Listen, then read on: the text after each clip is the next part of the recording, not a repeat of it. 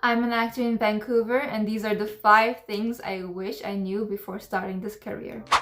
I wish I wasn't too hung up on being called an actor or actress.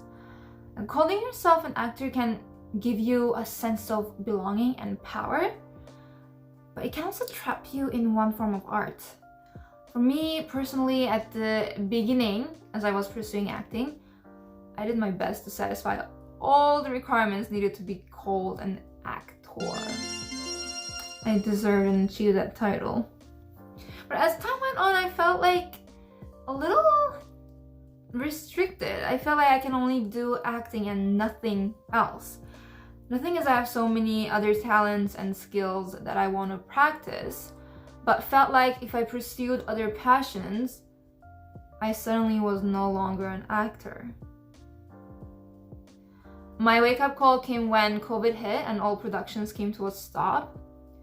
During that time, I didn't have a job, but that didn't mean I was no longer an actor. If you think about authors, like authors that have a few books published but they aren't currently writing, are they suddenly not an author?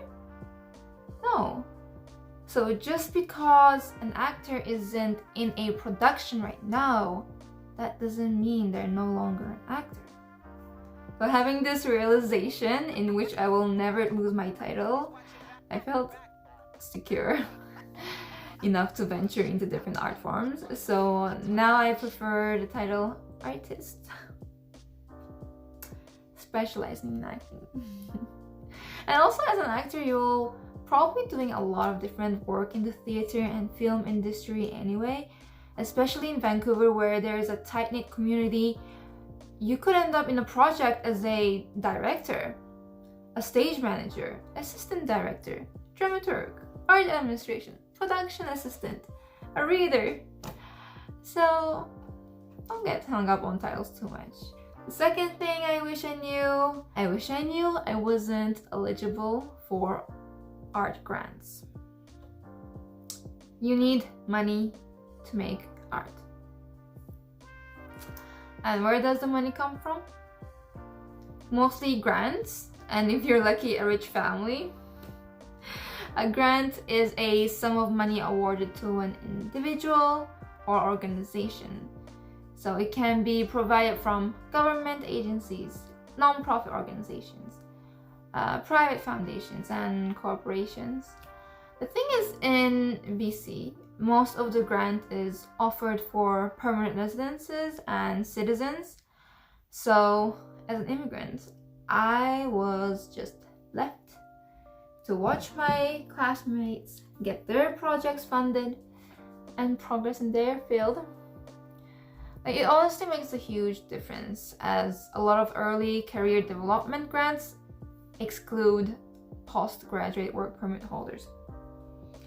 Right now, I do hold a permanent residency status, so make sure you research what funds you qualify for and work towards acquiring them as early as possible. The third thing I really wish I knew is what struggling artist really means. It means you will not make a full-time income as an artist. You'll be living paycheck to paycheck while still investing in your acting business from your own pocket for years. I don't want to discourage you, and of course there are rare exceptions, but for the vast majority, and being in the industry, I'm actually seeing this to be true. You really don't make money at all. Let me give you a realistic example. Let's say you booked 5 commercials this year. Each pay $4,500, so in total you made $22,500. The annual income in BC is $55,000, and the minimum annual income is $25,500, which makes this $22,500 less than the minimum income for the year in BC. On top of that, you don't know when you are getting the job. Like maybe you booked all 5 commercials at the end of the year. So how will you pay the rent at the beginning of the year? Like I hope I really hope you become the 1% of actors who you see on big screens in Hollywood. I truly hope and wish that for myself. Woo! But just don't forget the possibility of being in the 99% as a working actor. I wish I knew this runs like a whole business.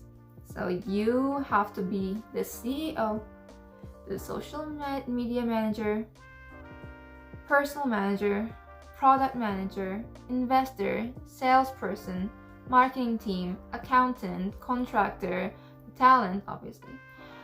You run the whole business. You have to learn the business side of things in addition to constantly improving your craft and have a side job to support this career. It's very stressful. Please don't listen to those who say, acting is so easy. You just need to look good and memorize lines. No, that's not it. So prepare to treat this as a business. You'll be investing thousands of dollars forever. Lastly, I wish I knew how racist and sexist this film industry is. Now it's more common knowledge, thankfully. But when I started out, it was before the Me Too movement and Black Lives Matter movement. So there wasn't much awareness of the toxic culture in the industry.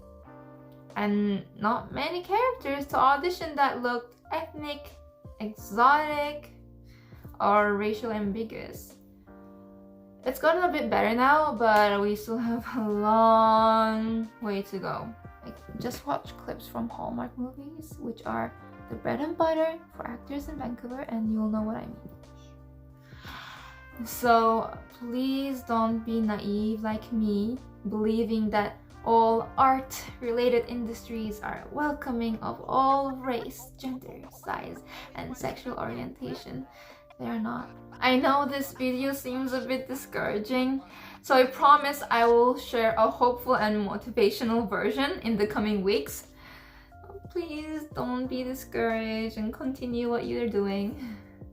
Thank you for watching, and I wish you all the best and all the success you deserve in your acting journey.